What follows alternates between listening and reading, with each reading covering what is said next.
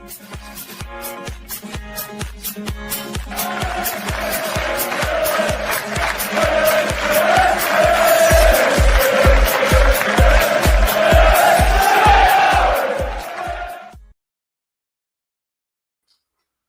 everybody, and welcome to episode number 429 of the Stacey West podcast. I am your host tonight, Ben, and I'm joined by Chris. How you doing, mate? You well? Hello.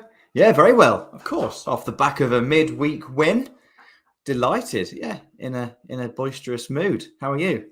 I'm pretty much the same, mate. Yeah, it was. It's been one of those sort of odd little spells, hasn't it, where we've been doing well, but we've not felt that great about things. And we mentioned it last week, and I think you sort of said afterwards, I felt really negative about that. You know, I felt like I came across negative. Yeah, but I didn't mean to. I was just trying to be honest. But to be fair, in the Discord, everyone said that wasn't negative at all. It was balanced. But I think by my standards, it was negative. But yeah, you're right. And I kind of feel a little bit silly being so kind of doubting the credentials, maybe, of the squad a little bit. I don't know. Certainly made me feel a bit silly last night. No, I think it was fair. Like, I think everybody kind of felt a little bit of a malaise, or, you know, a bit of maybe apathy probably is the right word, going, you know, away from last week. But yeah, it just felt a bit odd around the club. But how's everything been away from the football for you for the past week or so? All right, mate. Yeah, all right. Made the most of a Saturday off of watching football by playing it, which was nice. Won as well, which is always nice. It wasn't actually that busy, which was even better. So that was enjoyable. And then, yeah, yesterday was a long day. I was down in London for the day we work. So early train there, and then got back about an hour or so before kickoff, which was bang on.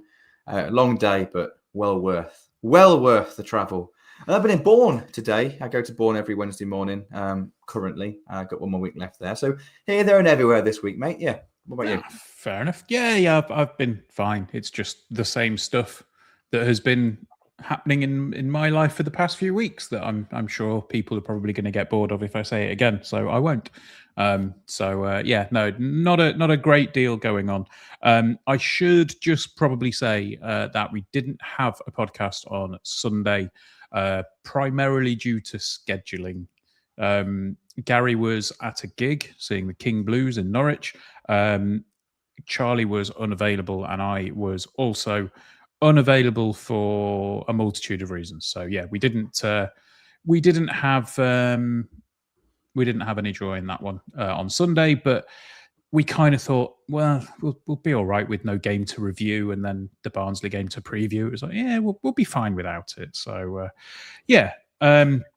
But obviously the Barnsley game happened, Chris. And I think going into it, I was the only one on our predictions that said that we might win that last night. I thought to myself, we can probably snap ourselves out of this perceived funk that we have at the moment. Because let's be honest, it probably is a perceived funk more than anything else. I don't think there's too much particularly wrong at the moment. It's just you have a couple of iffy results, and maybe one or two iffy performances, and you start to go, is everything as good as we think it is? But yeah, I think it might have been more in hope than expectation, but I thought to myself, we can probably snap ourselves out of this and get a win last night. But I was not quite expecting what we got. No, fair play on your prediction. I felt all right about us, to be honest. I just thought it was two decent teams going against each other, and I couldn't really separate them. I think because we didn't have a pod on Sunday, because I would have been the only person available, and I guarantee no one wants to hear me do a monologue on a podcast without a game to talk about. My goodness me. But because of that, I didn't really do as much prep around Barnsley prior to the game as I normally would do. So I felt I was going into the game a little bit in the dark by my normal kind of prep standards, I suppose. And I wouldn't want to do it every single time, but it was quite nice because it maybe took the pressure off a little bit in terms of expectations. But yeah, I think it was two good teams going against each other. Good in different ways, by the way. I think our strengths are very, very different to Barnsley's strengths, and our weaknesses are very different to Barnsley's weaknesses. But it was an all-round pretty good evening. Indeed, it was. So I'm just realizing that. Well, I say I'm just realizing. I've known for the past 2 or 3 weeks I'm in dire need of a haircut. I properly look like a Lego man at the minute. It's insane. But yes. So yeah, I mean, let's as we normally do. Let's look at the starting 11. Obviously, two major enforced absences. 3 if you're counting Adam Jackson in that as well. But the 2 big ones that we will talk about a little bit later on, obviously James Collins and Ben House. I think if memory serves me right, House would have been suspended last night anyway, or was that last Tuesday's game?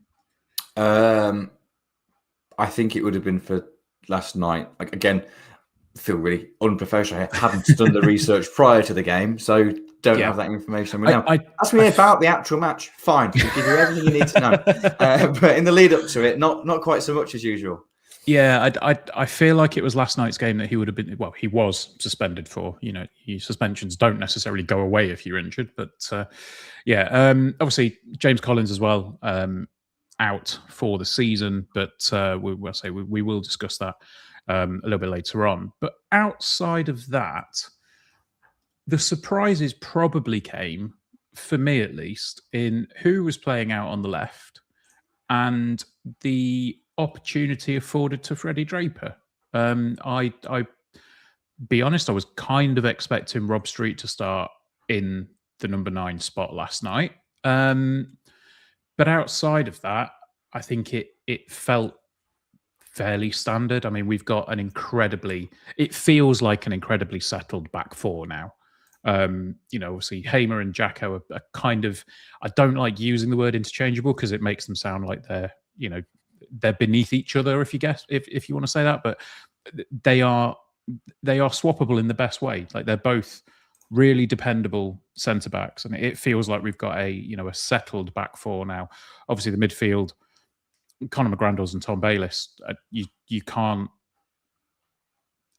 drop Conor McGrandles at the moment because he's just brilliant, and everyone's itching to see Ivan get starts and play more minutes. I'd love to see more of Ivan, but you can't drop Conor McGrandles. So that was fairly expected. And then, that front 4 was where I think the intrigue was going to come. And obviously, Moylan, Hackett, Jeffries, and Draper up top. So, surprises on that one, Chris? Or a couple. I think I was discussing this to my mate Trig, who I caught up with before the game, and actually during the game yesterday a little bit, who often watches this. So hello if you're there, Trig. In that, obviously don't like the fact that Ben House and particularly James Collins are going to be injured for the foreseeable. Much prefer to have them as options in the squad. But what this does mean is those players who are, how do I put this? More dynamic, maybe, in their style. They're going to get a run of games now. Like Jack Moylan, of course, will fit that role. If you're picking Jack Moylan or Ben House in the 10 role, I know Ben's been out on the left a little bit, but generally speaking, they're so different from each other, have different strengths. Rico is a more kind of traditional winger and wide man. Good amount of trickery and flair and technique, and we at times this season we haven't really played those sort of profiles of players. With against Luton, I think was the starting point of that. We played Rob Street. I think we played James Collins, Freddie Draper, and Ben House all start from the start, and it was fun at the time. It's really like robust and physical and aggressive. But if that doesn't work, if an opposition can stop that at times, and maybe this is where an element of the funk that you described earlier has come from, it felt a little bit one-dimensional, in my opinion. What this means is that's not really an option now. Just having 4 strikers on the pitch just from the start. We can't actually do that now.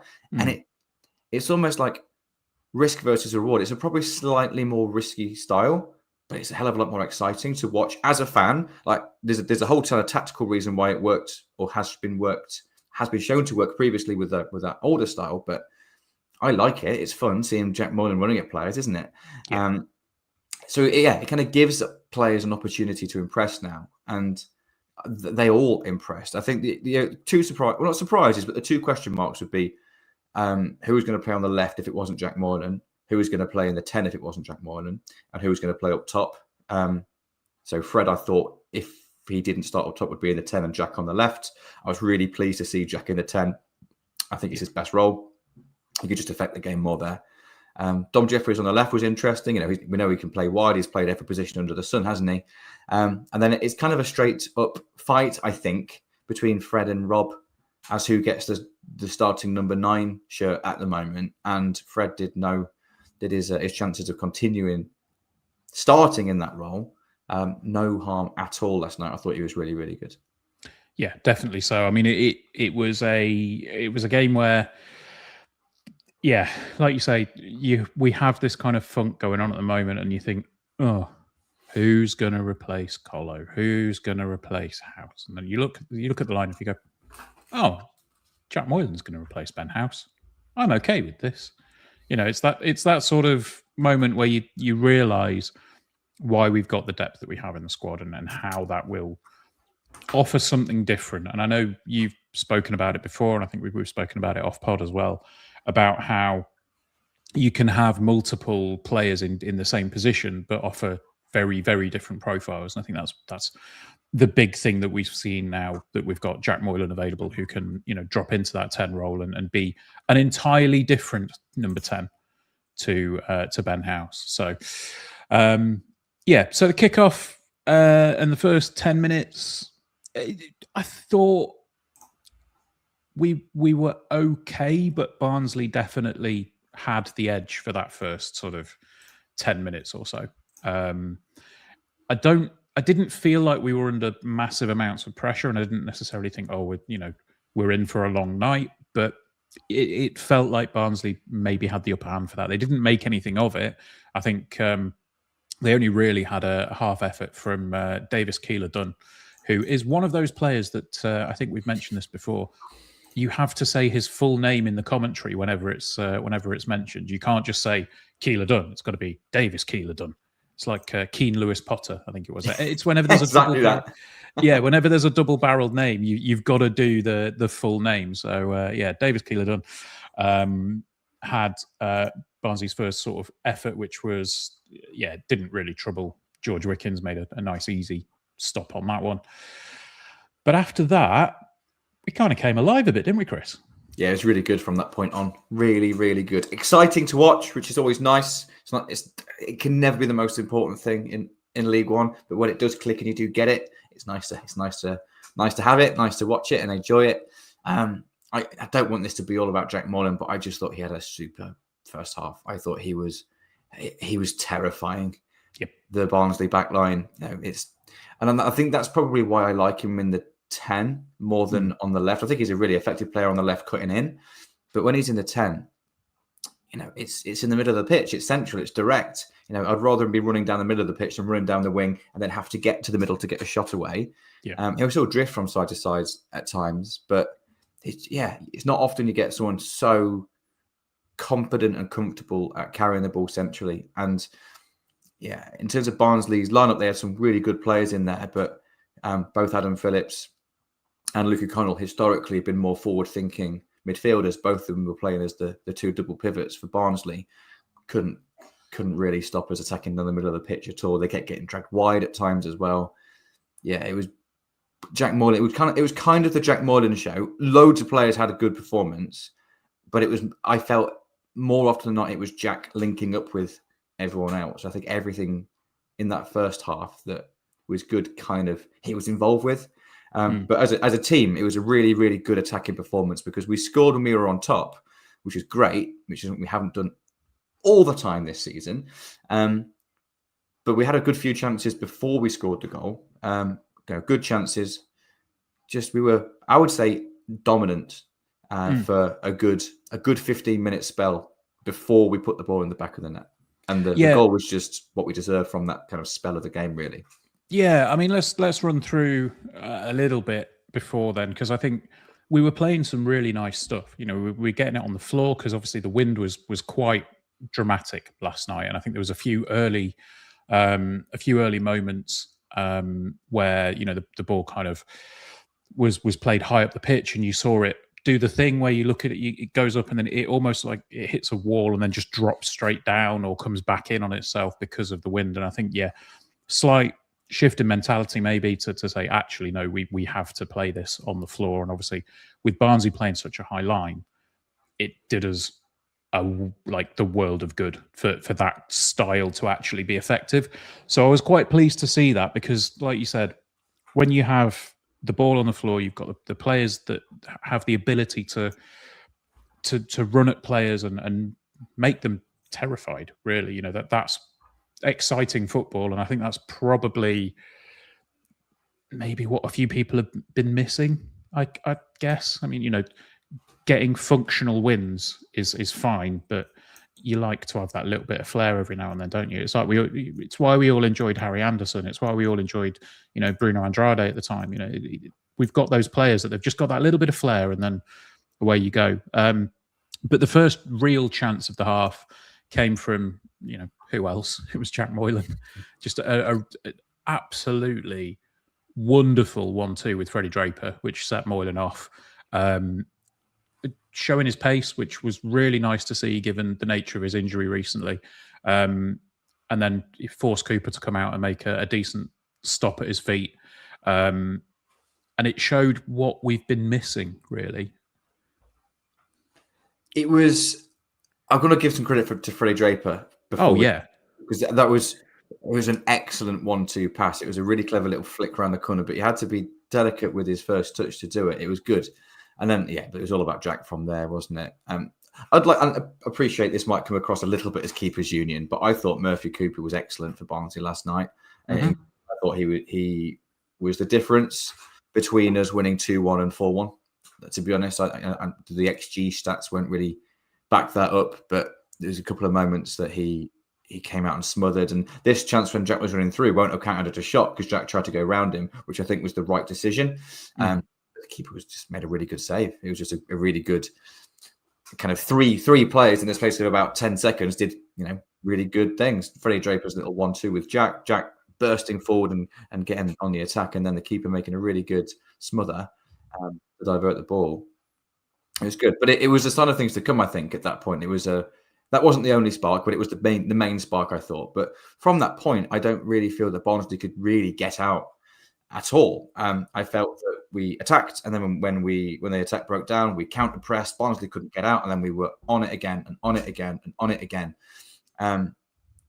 Barnsley only had, I think, 46 passes in our half in the whole of the first half, and for a team that had 450 odd total passes that were successful in the whole game, in the first half for less than 50 to be in our half it kind of says it all, really. They just couldn't get out. The counter press was brilliant. Conor McGrandles, I think, epitomised that. I thought him and Tom Bayliss were superb. They completely bossed the centre of midfield compared to Barnsley's two players in similar position. Yeah, but it was like, I know I'm kind of repeating myself a little bit here, but there was a few chances that we had, and it would have felt if we was going in at half time 0-0 that would it have been a missed opportunity? You want to score when you're on top. We kind of felt that we were good for a lead at that point, and then only there was no luck involved at all. But fortunately, a little bit after that, no concerns required because it was a superb attacking move, kept alive, and then finished brilliantly by Mr. Hackett. It was indeed, and I know that was an excellent segue, Chris. But I do want to just pull back slightly to something that happens a little bit before then. You're itching to go forward. But it was literally, I think, a couple of minutes before that. And this hasn't been shown on any of the highlights, but it was the challenge, in inverted commas, on Freddie Draper from Connell, who, if you can see this back, he goes through the back of Freddie Draper like a freight train going through a wayward sheep on a track. There is absolutely no effort to play the ball whatsoever.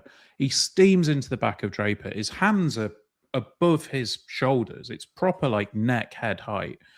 It's pretty vicious. And it was one of those moments where you look at it and you go, the entire stand all at once, basically. Oh, like you see that, and you could feel like everybody just realizing that was a nasty, nasty challenge. I think, again, we've spoken a lot about referees. I think the referee actually had a really, really good game last night. We should probably say that now. But that was one moment where, yeah, again, if there was VAR in the league, that he's off the pitch. He's walking for that. It was a horrendous challenge. Yeah, it was. It wasn't pretty. It wasn't pretty at all. Did you say it was Luke O'Connell? Yes. Yeah, I think that's the interesting point, isn't it? Because he got booked for diving. He's the only player that actually picked. Oh, sorry, no. In the whole game. No. Sorry, my bad. I thought it was Luke Connell. Because I thought, yes, yeah, he got booked for that. But he obviously didn't get booked for that, did he? Because Connell got booked for diving. You're correct. Yeah, which was a massive call because we're really far away at that point. That's what, half an hour into the game. Not long before we scored, actually. And it was a big moment. It's a big moment, and I'm far enough away when Connell goes down. You kind of just assume it's a foul. A challenge goes in. You can't really see whether it's this contact made or not. But the referee was having none of it, and it was an immediate decision. Yeah, fair play. We've seen a few of those. Given both ways, by the way. We've had our own players booked for diving. Some that we've agreed with, some that we haven't. I quite like to see it because it's just, it stops. You'd like to think it's a bit of a deterrent. If it is being clamped down on a little bit more than usual, you'd like to think players will think twice about it. But it helped because it was a big attack for them. Yeah, sorry, it was De Gavigny. All right, okay. Yeah, not Luke O'Connell. So yeah, it was a nasty, nasty challenge. Got away without getting booked. But then yes, let's talk about the goal because what a goal it was, Chris. The throw comes in from who else but Tom Hamer. Comes back out to Tom Hamer, crosses it in.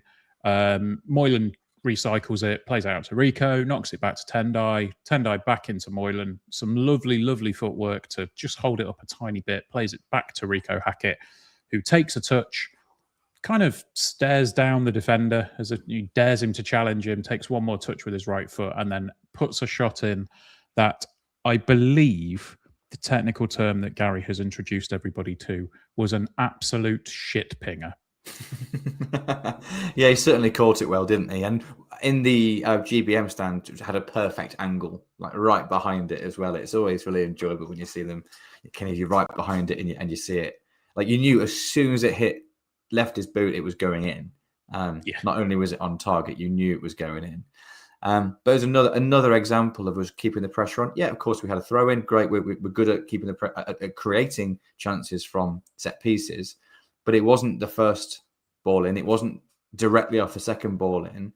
But I suppose kind of backs up what we mentioned a few minutes ago, that Barnsley just couldn't get out. They weren't brilliant at defending their own box, and we punished them for that and kept the pressure on, goal, 1-0. And it felt deserved at that moment in time as well. And it was a brilliant moment. And good for Rico as well. That's at the point was two goals in 2 league games for him, I think, wasn't it? So pretty good stuff. Yeah, absolutely. And it felt like, as you say, we were kind of in control of the game at that point, and it felt to me that we didn't necessarily have to worry too much about what Barnes were throwing at us because we were dealing with it pretty well. It kind of, kind of continued from there. I don't think we necessarily had any major incidents from us until the end of the half, but there was a decent save that was forced from George Wickens from Barnsley. It was indeed Davis Keeler done once more at the end, kind of first time shot. Wickens down to his left makes a decent save from it, forcing it out, and that was the end of the half. And I think everybody kind of thought we're looking good here. The only thing that I was maybe a little bit critical of was, and this came back to bite me in the second half, didn't it? I thought George Wickens' distribution was a bit wayward in a few places in that first half. I suspect the weather probably had something to do with it, but there was a couple of moments where it wasn't the best.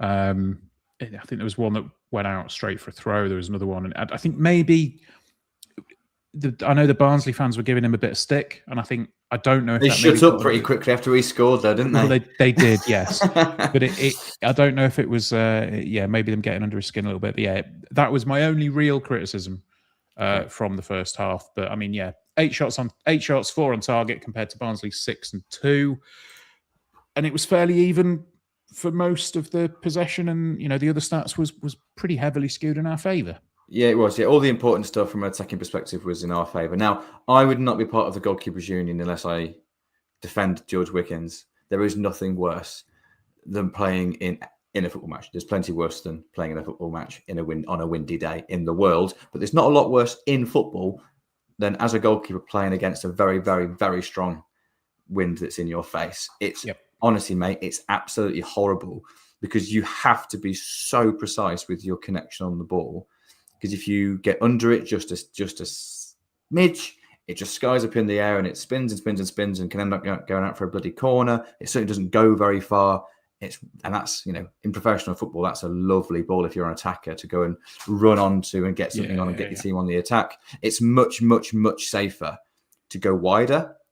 So normally we tend to, if we've got Rob Street on the right flank, we try and pick him out. But you've got Freddie Draper in the team, so you're going to try and aim generally for him if you're playing long, who's central a lot of the time. But it's a lot more safe to go wide because if it's a slightly miscued kick or if the wind does catch it, it's much less threatening for it to go out for a throw-in on the halfway line than it is for it to be span up in the air 10, 15 yards outside your box and the opposition on the attack. So it's horrible. It's impossible to be accurate and consistent when the wind is swirling. So I am going to completely defend George Wickens. I thought he dealt with the conditions pretty damn well with the ball at his feet, because it's when you're there with the ball at your feet, it feels like a flipping long way to the halfway line when the wind's in your face. It really does. So no criticism towards George from me at all. I'm going to back him up here. Okay. You're entitled to your opinion. No, it's in the moment, isn't it? In the moment when you see it, you go, "Oh, God's sake!" You know what part of it is as well. You can't feel the wind when you're in the stand. No, so you don't really appreciate the strength of it when you're there, because you can't really feel it. But it played havoc last night, and we saw that in the second half, of course, didn't we? In our favour. Yes, we did. Right. Let's have a look. 27 minutes. Shall we take a quick break now? And then we'll come back after that and we will discuss the second half as well as all of the other good things that we have to talk about. So, yes, if you're listening, here's an advert. If you're watching, we'll say hello. Sweet. Right. Let's see who we've got in. Sweet. Mr. Barton's in tonight. Not selected tonight, so you're blessed with my company. Fair enough. Flossie says, good evening, everyone from a very, very happy Flossie house. Ian says, good evening all. What a great way to kick off December. It's sad about Colin's injury. Maybe we've seen him for the last time in an imp shirt. I think, we'll be coming on to that after the break. Dave says, evening guys, was there last night. Superb performance. Podcast Mum Leslie's in, says, hello everyone. Good game last night. Malcolm's in, says, hi everyone. Good to see you last night, Malcolm. It was really good to say hello. Let's have a look. Richard says, evening gents, is this show a bonus or with that? Oh yeah, well, I'm not going to finish reading that one because that's something we're going to announce a little bit later. Ollie says, I think we're due to give someone a thrashing like the last 5-0 last year. The goals scored last night were harder than 2 or 3 misses. One day they'll all connect and we'll win by 4 or more. Yeah, I think it feels like it's coming, and it feels like once everything clicks in a game, we will give somebody an absolute thrashing. David Jones says, great to come through a slightly dodgy run of results and still be right up there in the league table. Absolutely. The wife says, evening to Chris. And the other one, House was suspended last night. There we go. Dave Tuplin says, evening everybody. Jacob's in, says, good evening guys. How you doing today? Up the imps. We're very good, my friend. Very, very good. Let's have a quick look. Who else is in? John Bates says, really enjoyed the evening. Absolutely. David Hole says, when Rico gets the ball, he stops, looks where he's going to place it, and it goes in. While the defenders don't do anything, like they're hypnotized briefly. Yeah, Absolutely. John says there is talk of if the goalkeeper goes down injured, another player has to go off for 30 seconds. Well, that's interesting, isn't it? Because you do see it happen a lot as a kind of a tactical timeout in a way. So finding a way of clamping down, that would be good. I do feel like it punishes a team when there is a legitimate goalkeeper injury. Yeah. But how can you tell? Like, how do you determine whether it's a legit injury or not? I said, it is a tricky one, but it's annoying. But it's annoying when it happens against you. Let's say that much. Yeah, it's just part of the game now, isn't it? And I'm sure Mr. Cowley got it from somewhere. But at the time that we call it the Farman for a reason, don't we? Here in Lincoln City circles.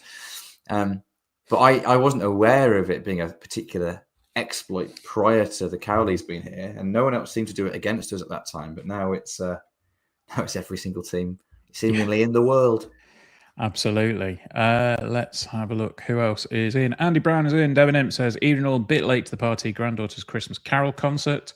And Carl is in. It says, evening all, there's a theme going on here, late on parade due to watching Paw Patrol with my grandson. I mean, I'm sure he would have been perfectly fine with the first half an hour of the Stacey West podcast. What's Paw Patrol got that we haven't, other than crime-fighting dogs? And let's have a look. Walter is in as well, says, good evening, got home at 12:45 a.m. Absolutely worth it. And Molly says, cracking night. What a feeling for us after the quick response to their goal. Brilliant. 100%. Right. So anything else that you want to pick up on or chat with folks before we come back, Chris? No. Hello, everybody. But we'll everything else we'll finish off with properly in the main pod, I think. Beautiful. Right. We will come back in then in 3, 2, 1. Thank you to that advert, and thank you to everybody who's currently watching live on YouTube and Facebook. We do go live every Wednesday and Sunday, except last Sunday for reasons. But yeah, we tend to go live at around 7 o'clock, unless there is an issue, and then we'll signpost that accordingly.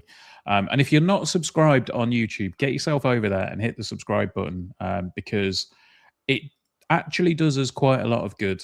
And we're nearly at 2,000 subscribers, which doesn't sound like a huge number, but it is to us because we've worked bloody hard for it. So yeah, get on it, get subscribed on the YouTube, and then you'll never miss a video, whether that's a preview, whether that's a podcast, whether that's anything else that we decide to do. We've been talking about some fun content that we will be hopefully doing in the closed season. Some very interesting ideas. But let's talk about the second half, Chris, because the second half was fun for quite a while.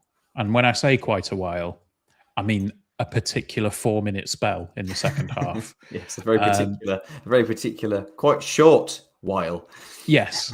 Because I think the second half kind of started a little bit like the first half, maybe. Barnsley came out with a bit of a spring in their step, but again, they didn't really offer too much in the way of a legitimate threat. Our first sort of foray forward was from Tom Bayliss, linking up with who else? Jack Moylan again, playing him through, and Bayliss putting a shot in which I think more hit the goalkeeper on the shoulder than him making a save and kind of putting it out for a corner, but. It showed that we were also keen to pick up where we left off. Yeah, I felt like we were keen to play more on the counter-attack in the second half, partly because we were as a goal up, partly because Barnsley played such a high line, and partly because we were able to get in behind with the wind as well.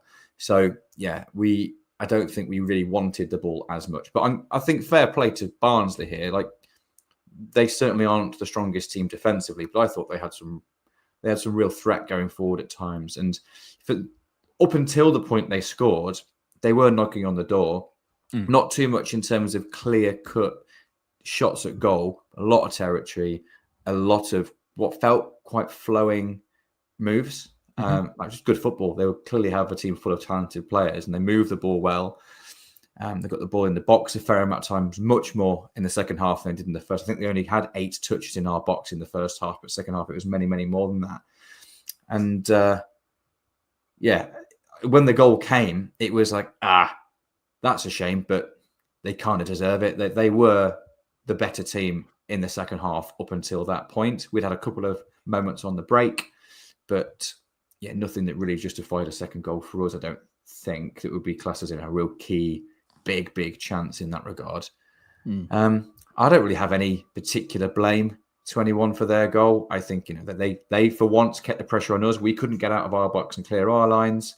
And it's a really good low whipped ball in. Hey, happens. Good ball, good goal.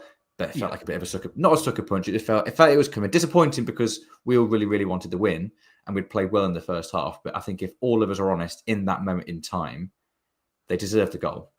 Yeah, they did. I think the only thing maybe for me is that, we talk about in the first half with us recycling the ball for Rico's goal. And it's something that we talk about quite a lot. We do recycle the ball well, and we do, if the ball comes out, we're on to the second ball and we try and win it and keep pressing high. But we tend not to have that happen against us. And that was the only thing that I thought for their goal last night. I thought, yeah, that's something that didn't feel like us. Tendai clears the ball, it drops, and it basically drops straight to a Barnsley man. And you think, that felt unlike us in that moment. But yeah, as you say, everything past that point, I've not really got too many complaints about it. It's a good ball out wide. It's a decent ball in. And, Davis Keeler-Dunn is is exactly why, exactly the kind of player that you need in those situations. He just slips in between Bradley and Hamer and scores probably the easiest goal he'll score all season. It was in terms of where he tapped it in from, his movement before it's good.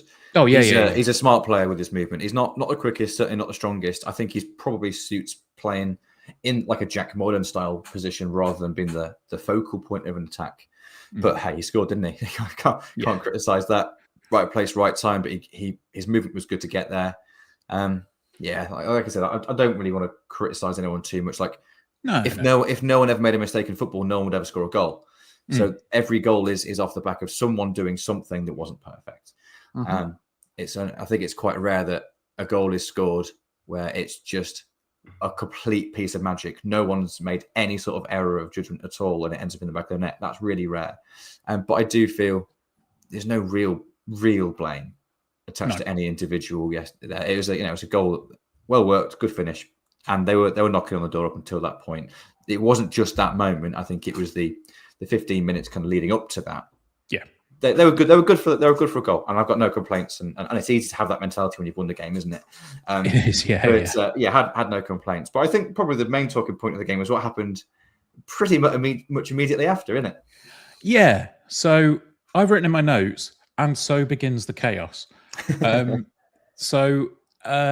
Jack Moylan's post-match, he gives all of the credit to Conor McGrandles for this, and if you watch the replay back, you can see why.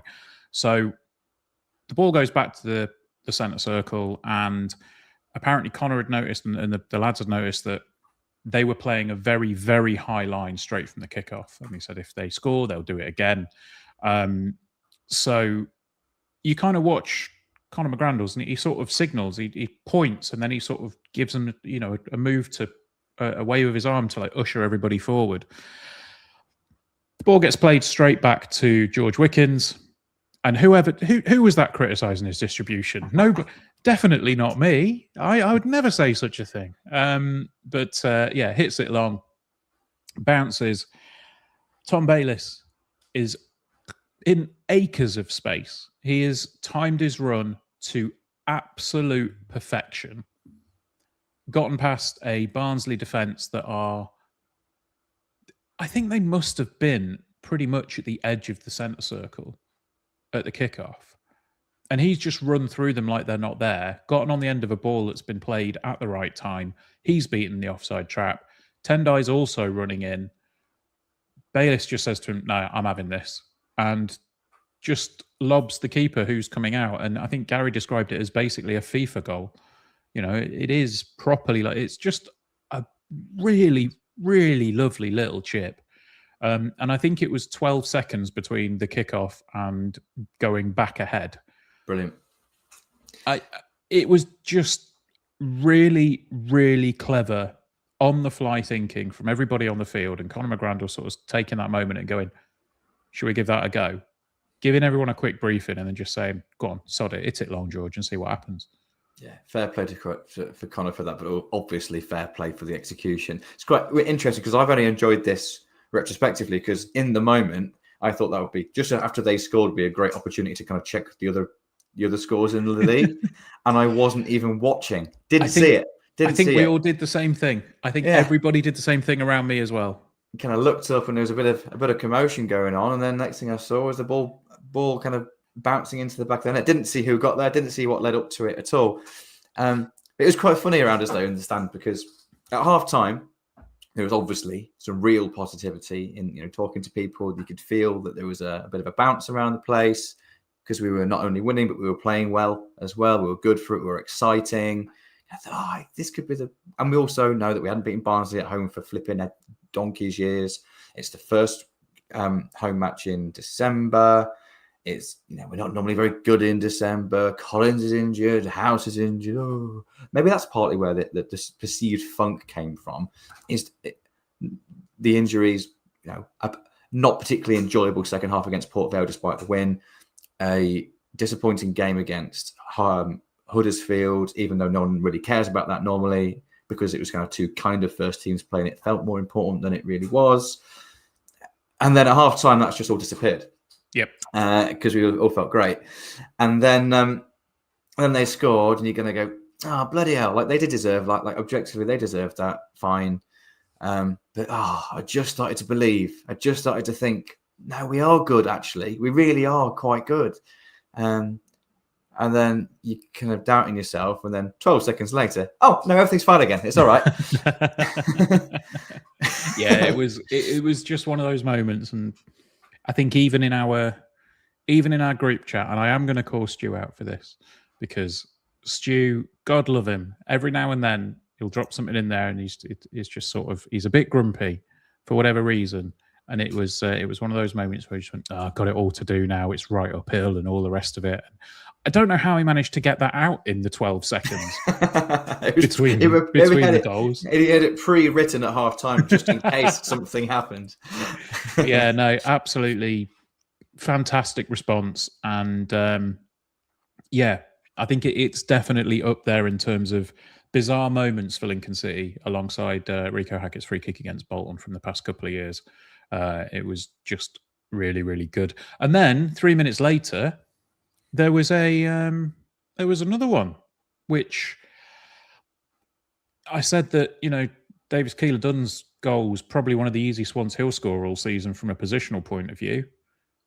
I don't think Rico Hackett's going to get an easier header than that for his goal. His second goal, another Tom Hamer throw. The ball gets headed back into the air by De Gavigny. And then that drops to Sonny Bradley. If you watch it, Watson's chasing down Bradley and left Rico Hackett all on his own. Bradley cuts it back. And, I never got on with heading the ball as a kid. I was rubbish. I think I might have been able to head that one in. He was completely unmarked, completely on his own, and the keeper was at the other side of the goal. It was just the perfect opportunity to put a bow on the result. And, just a really, really nice moment when you go, we're all right here, aren't we? Yeah, we gave ourselves a bit of not a breather. That's not the right word at all, but just a little bit of a cushion, didn't we? A bit of a comfort blanket with that second, the third goal, the kind of 2-goal advantage. It was the kind of the final nail in the coffin, I think, for Barnsley, who had a brilliant half up until the point that we scored straight off the kickoff, and then it clearly shook them. But I'm really pleased that we scored a set piece goal because I find this is not, I can't really back this up, but I feel that opposition teams must put more time and effort into analysing and focusing on our set pieces than they do against most opposition that are playing, simply because of how successful we were last season. We're a bit of a headline in League One in that regard, aren't we? So what are their strengths? Well, they're really good at set pieces. We need to put a little bit of extra focus on that this week. So I feel like you've kind of almost got to innovate a little bit more. And we've done well in regard to our set pieces, but we haven't been as dominant, I wouldn't say. In terms of actually physically scoring, I still think we've generated quite a few chances, but we haven't actually got the goals for it. as often so far this season compared to last. So it's great. It was great that we scored off a set piece. Long ball in. Barnsley couldn't clear it. First contacts were crap. Who was it that knocks it across? Sonny Bradley, isn't it? Really good ball in, actually, on the volley, left foot, little ping across the ball. And then, like you say, effectively a tap-in header for Rico. Game, set, match at that point. I never felt Barnsley were completely out of it, but I never felt we'd concede 2. No. I mean, concede 1. Barnsley had some good players, and you can throw caution to the wind at that point, can't they? But I thought we were pretty professional at that point. One thing to note is at no point during the game did we change to a back 5 to see the game out. We kept it as a 4. And that's horses for courses. That will be different depending on game state and opposition and loads of stuff. But Joe, who sits next to me, is not a fan when we go back to that. Even if I do my best to explain the reasoning why, I just don't like it. I'd rather us, play other players further up the pitch and just keep what's been working so far. Again, there's probably a point in there. But so he was particularly pleased that we finished the game with a back 4 and not a back 5, and looked really relatively solid with that, even when Barnsley had nothing to lose in the final sort of 15 minutes or so. Yeah, no, I think that the game kind of petered out after that point. I mean, we did have cameos from Ivan, we had cameo from Eric. Rob Street came on along with Abikwu and Frank Ekoronkwo. Rob Street, probably, Malcolm says here, we should have got a 4th. I think, Rob Street had a decent opportunity. I think maybe somebody in a bit more of a vein of confidence takes the shot there. But he kind of, I don't want to say hesitated, because that just makes it sound negative. But he definitely, took a step and passed it, and it kind of fizzled out a little bit from there. But overall, it was just a really, really strong home performance. A result I don't think too many people were expecting. And I don't think anyone can complain with that result overall. Absolutely, yeah. Hoping for, obviously, not expecting. No. Yeah. I didn't think it'd be a bad game. I thought it'd be a relatively entertaining game. But I think we've been all right at scoring goals recently. I know we only got one against Port Vale, but we won. We've actually been pretty good in terms of firing the back of the net, I think, recently in the league. But did I see us scoring 3? No, of course not. And that's good. Yeah, it shows that we've got in the back in the back pocket. That's four league home wins in a row now, by the way. I think that needs kind of shouting from the rooftops a little bit. Best home form in the league as it stands. The only other team that have done that at the moment, I think, are Cardiff, isn't it? So. Yeah. I think points per game they may be ahead, but ultimately we're pretty damn good at home. The only game that we've lost is Exeter, and that was just one of those freak results that happens once or twice every season, where you're by far the better team and you get sucker punched. So we're in a really good place at home. It really felt like a Lincoln City performance again, if that makes sense. It felt like we had an identity to us. It felt like we knew what you're going to get, sort of thing. It felt like we could recognize that team. That's the style as well as the result. Just a couple of, I know I said pre to this, you do this bit and I'll do the prep for Blackpool, but I couldn't help myself just looking at a couple of numbers from the game. This is really interesting. So defensive contributions is kind of tackles, headers, tackles and clearances. This is the top 10 of players from both teams. So Conor McGrandle's 13, no surprise there, most in the game. Adam Reach 12, Tendai Darika at 11, then Sonny Bradley. So the top 4 players are all Lincoln players. It's then DeJevany and Watson, then everyone else in the top 10 is Lincoln players. So 8 out of the top 10 for all kind of defensive metrics. That's I suppose the metric of wanting it more, really. We often say it's intangibles, but you can kind of measure it sometimes. So without the ball, we were superb. Counter press was brilliant. But we were good on the ball as well. We really made it count when we had it. And Jack Mullen, I thought, was epitomised that. And he just so happens, again, probably unsurprising, had more top touches in the opposition box than anyone else on the pitch did. It was just good. It was a really good performance. Professional, exciting at times. And maybe, just maybe, we're not going to be crap in December this year. Oh, you've said it now, Chris. You've said it now. You've said it. Well, yeah, we'll put a bow on that one. Very enjoyable evening. And I think this might be, if not one of the goals, it will definitely be a performance that we remember at the end of the season, as opposed to the Port Vale game where we'll just remember the result.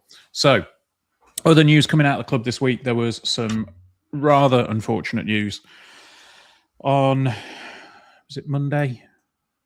Is it Monday? Or was it before the game on Tuesday? I've lost track of what day it is. It's Crimbo Limbo already. Like, I don't know what day it is. But yeah, we had the unfortunate news, the double whammy essentially, that Ben House and James Collins are out for a rather long spell. Now, Ben House out with a knee injury for at least, around 8 weeks is what's being said. Which is obviously, a bit of a kicker. We spoke about it last week, said that he was spotted in the fan zone on crutches. That was obviously then confirmed. And yeah, Ben House will be out for 8 weeks. Big miss. And I think it does, both of these open up the door to others for an opportunity. And we hope that, people can step up and take that chance. But it's just gutting to see Ben House injured again, isn't it? Yeah, of course it is. Yeah, absolutely, absolutely heartbreaking, really, for him, because I think Ben's had a really good season so far, and obviously same for Collo in regard to it's a shame. Can I just say something a bit of bigger picture here, though? Yep. Obviously, you feel bad for them. We prefer them to be fit. You'd much rather than be available for selection. Obviously, you want all your players fit, but every team picks up injuries.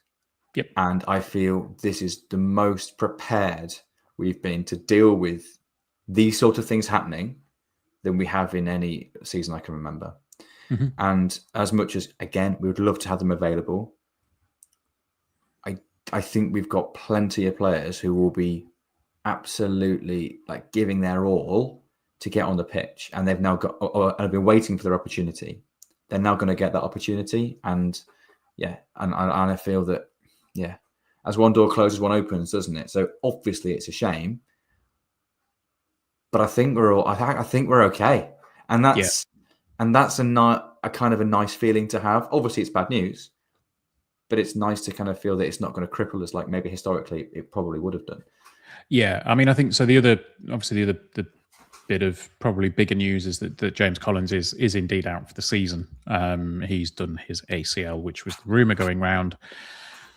And it feels, I don't want to be, the harbinger of doom and all the rest of it, but it feels like this is probably the last time that we've seen James Collins in a Lincoln City shirt. And with him being 34, it feels like this may be a career ender for him.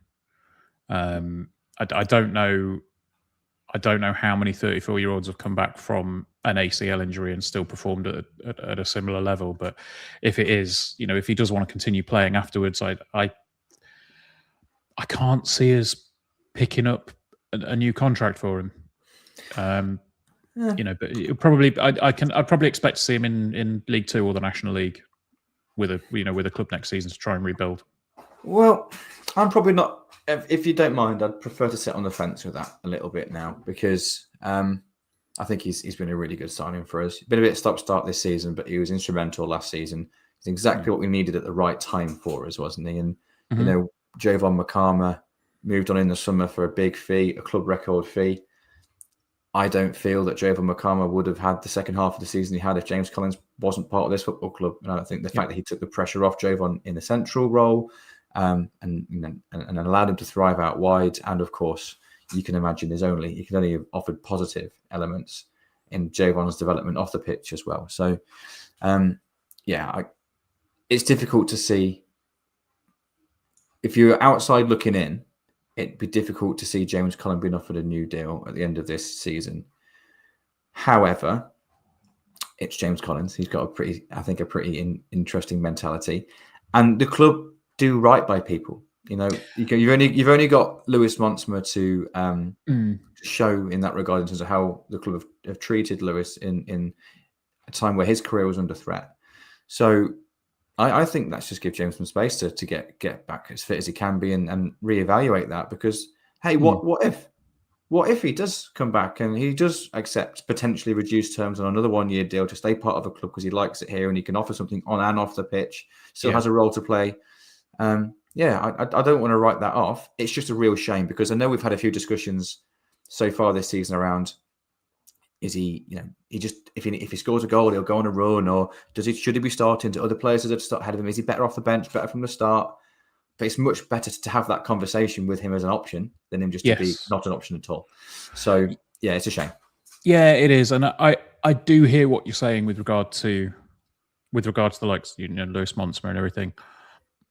I think the biggest difference there, and this might be sounding harsh, but I would be very surprised if James Collins was not one of the club's top earners, and also, he's not a sellable asset. Whereas I think we saw Lewis Monsmer as an asset that we could sell on, for a fee in the future if he were able to come back from his injury to a decent extent. I don't like saying it because it does sound very doom and gloom, but yeah, there is a part of me. Malcolm has pointed out that he was 35 a week or two ago. Yes, he was indeed. I did see that, and I've just thought he was 34 for whatever reason. But 35-year-old with an ACL injury that plays up top. I can't see him coming back and making the same sort of impact on the pitch. Whether there is a role for him off the pitch with Lincoln City, because by all accounts he does love it here. I would be delighted if that were the way that he wanted to go, and at least remain part of the football club to help the young players come through. I know that he has had a huge impact on a number of the young players that are coming up at the moment, and I think in the same way that he's undoubtedly helped Joven last year, I think he will be on a huge impact, huge influence on players like Freddie Draper. So I don't think I would be really, really gutted if this would be the end of James Collins at Lincoln City, but I don't necessarily see him being the number 9 shirt next season for us. Yeah, I think that's probably fair. And if I'm totally honest, I don't think I saw him being our kind of starting number 9 next season anyway. Yeah. I feel like we kind of future-proofed ourselves for that. And he was really a valuable part of a transitional period of giving Rob Street and Freddie Draper, time out of the spotlight, if you like, or without the pressure of it. They have to score, otherwise we don't win. Like to take take that pressure off those younger lads. Yeah. That's probably just been brought forward a little bit now.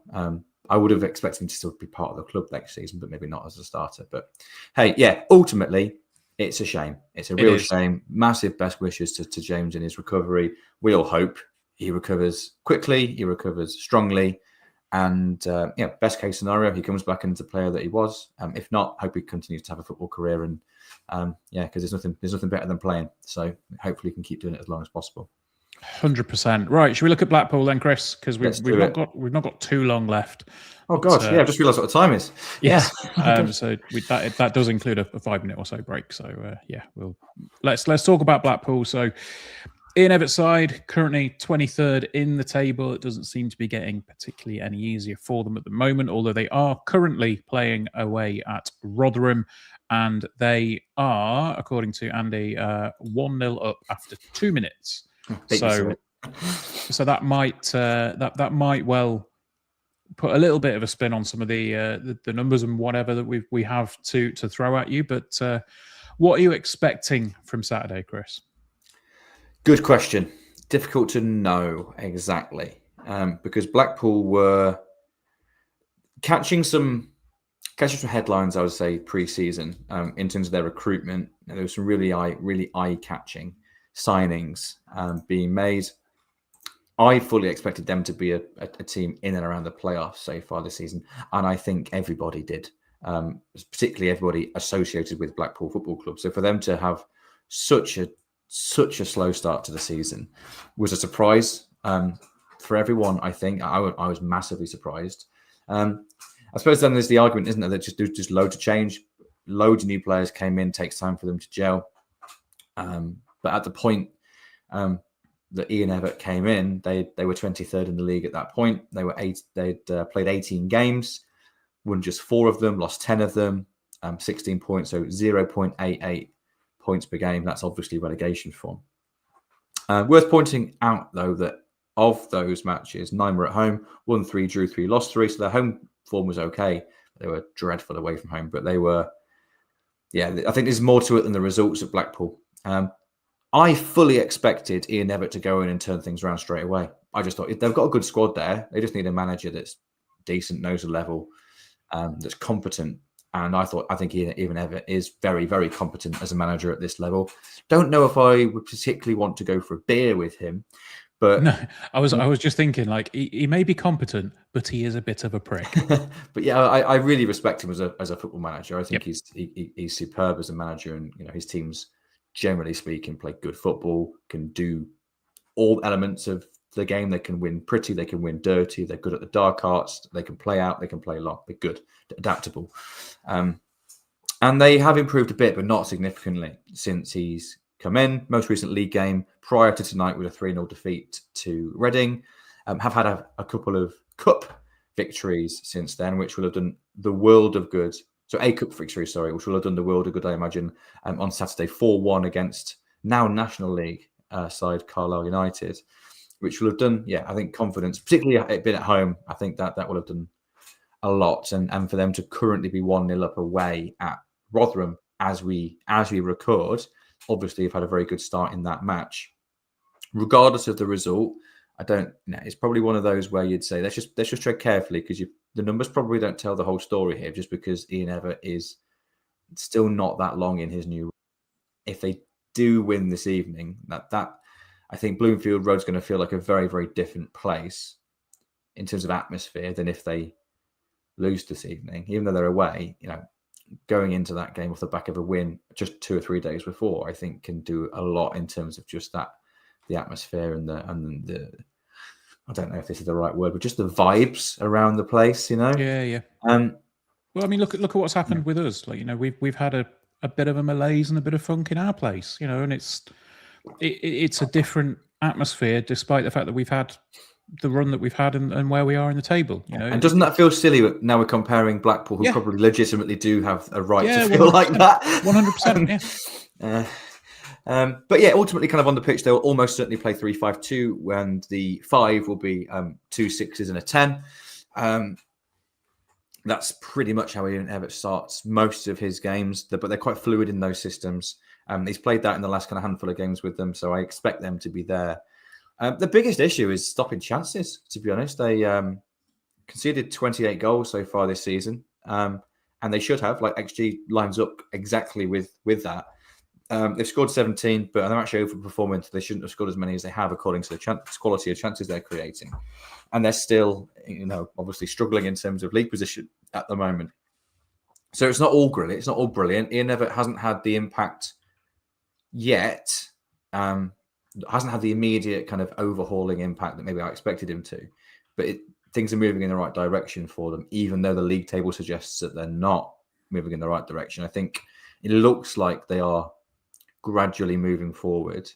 They're up to 1.4 points per game now under Ian Evatt, excluding this evening. There'll be 10 points from 6 league matches if they do win tonight, which is not bad form at all. So they are better than they were under Steve Bruce, and they've got good players. It's quite difficult to predict exactly what their strengths and weaknesses are, because most things that you read and the metrics that you look at are them over the whole season. And Evatt's games on their own, it's just not a big enough sample size to really see any patterns forming yet. So, it's difficult to predict, but we know it'll almost certainly be a front 2, almost certainly be a back 3/5, more of a 3 probably for an Ian Evatt side, really. But I honestly feel this is a bit more about us, because we know we're solid. Like, we know we are. Like, we can see goals now and then, every team does, but on the whole, we don't give much away. And I feel like Blackpool kind of they do give a little bit away. They're not particularly solid. They might be improving in terms of goal scoring, but they haven't been particularly solid defensively all season. So if we can keep it tight, if we can limit their chances, no reason why we can't go there and win the game. Fair I might predict a draw. There's no reason why we can't win. You know what? I can't see us losing. I can't see us losing. Even if they win 5-0 tonight, I still can't see us losing there. They have just gone 2-0 up. So, but I mean, looking at this, and I know this is absolutely proper teletext football, but the momentum tracker that they have on the live the live thing on FOTMob, that is all Rotherham at the moment, and it has been since the start of the game. And Blackpool I've just clicked onto that now. Yeah, that's to Rotherham. Oh my god, we've got 0.84 xg. Bearing in mind, there's only 18 minutes gone, so they've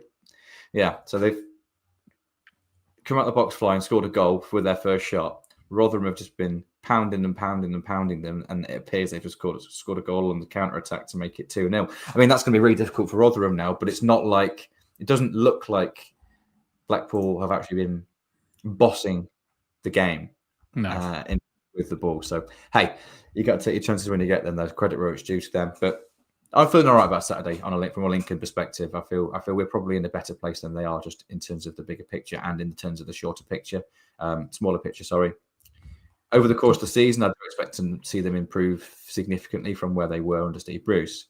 Yeah. I just don't think it's going to be as overnight as maybe I expected it was as soon as Ian Evatt was going back there. But hey, they'll be full of beans if they do end up winning this evening. But what I'm hoping for is for Rotherham now to bring it back and draw the game, or even win it in the last minute. But Blackpool to have had been put under loads of pressure, had to work so hard. So they are absolutely shattered when it comes to Saturday. We've had an extra day rest and recovery. We've got the players that can rotate as well if needs be, and we'll be okay. That's the hope. Well, there we go. Yeah, hopefully we can come away with something from the weekend and stick around in that top six. I mean, it's just nice to see that no matter what happens at the weekend, we will still be in the top six. Yeah, I think this is probably a good point to make before we finish. Is that the league table at the moment puts Huddersfield are currently in 7th, one place outside the playoffs, and they have played the same number of games as us. Mm-hmm. And we've got a 7-point buffer on Huddersfield now. Yeah. That's huge. So we can afford to lose 2 more games than they do over this. Luton are 7th. Sticky. Luton are 7th. They're on 28. Where have I got that from? I don't know. When the game was still going on last night, then never mind. Possibly, yeah. So Luton are 7th on 28 points. We are 3rd on 34. So we've got a 6-point gap over Luton, and we played the same amount of games. My bad. I must have looked at that before the Luton game. Was Luton playing last night then? Whatever. I remember I was right when I saw that and noted it down on my phone to mention it this evening. Yeah, obviously it's changed since then. Yeah. So, but the point is, we've got a buffer. And we were mentioning how tight the league is this season, how condensed it is from top to bottom. We've actually got a bit of a buffer. So if we're going into a run of games which on paper look pretty challenging, and we've obviously made a really great start to that run, we can afford to drop some points and still be in it. Because I think last year we were 6th going into Christmas, which was huge for us, but we dropped away after that. I think if we can be in the playoffs come mid-January, start to get excited. Yeah, like it feels like we've got a real chance. I feel like we've got a real chance now, but it still feels like such a long way to go. Yeah. But you get 6-7 games down the line. Yeah, it starts to feel like there's not that long left, and you're in it. Then you're in the running. You're in a race, and then it's just it's exciting. It's exciting now, but it's particularly exciting then. Indeed. So right, another thing that's particularly exciting, as we are wrapping up, got a big Stacey West announcement that's happening. On Friday morning, we will be dropping a very exciting and exclusive podcast from the Stacey West. Myself and Gary will be sitting down tomorrow night with Liam Scully and Jez George to talk about the season so far. And we have been told that there are no questions off limits, and they do not want to see them in advance. So we can surprise them with anything that we may potentially throw at them. Around the season so far. We'll be talking about January, more than likely. I'm sure there's 1,000,001 questions that people have around the January window. But yes, definitely keep your eyes peeled for that one. It will be dropped on Friday. probably either around 9 o'clock or 12 o'clock, depends on whether I get it edited before I go to bed on Thursday. So, yeah, excited about that one, because I think there's probably a few questions, particularly around, the news with Collo and House, and, probably a couple of questions that are coming up around that one, and just in general, really, around things at the club. No, I thought you would respond. Oh, sorry. I thought that was like your like closing monologue, and I was ready to say up the imps when prompted. Sorry. No. I do have one other thing, and I would be a bad podcast co-host if I didn't get this bought. It is the Who's Who EFL era Lincoln City 2017 to 2025. Gaz has written another book. He has written it recently. It's available on Amazon. Get it ordered. It's a good read. I had a little spin through it last night. It's all good fun. So, is there anything else that you have to add, Chris, before we do drop out? No, just sorry for not really paying attention to what you're saying a minute ago. It's fair. We've been an hour. It's fine. It's not a problem. But you know what? Good luck with the podcast. I'm sure it'll be a good listen. The special with Jez and Lynn, they're always good value, aren't they? So, absolutely. So, right. It will also be good value on Sunday, when I think it might be me and Gary back on Sunday as well, for any of the, I think as Gaz put it, the old school listeners to get back in. And that's modern day relationships for you. My wife has just commented on my YouTube live stream to say that my dinner's ready. Great pod, Chris. So, right. Are we in a love triangle now or something? Well, I don't know. I mean, I don't know if you're coming around for dinner or not, but I don't know. Anyway, I thought that's what you're getting at. Anyway, I'll be quiet now. Bye. Yes, it's the only last thing to say. The last thing to say, rather. Of course. Up the imps. Up the imps.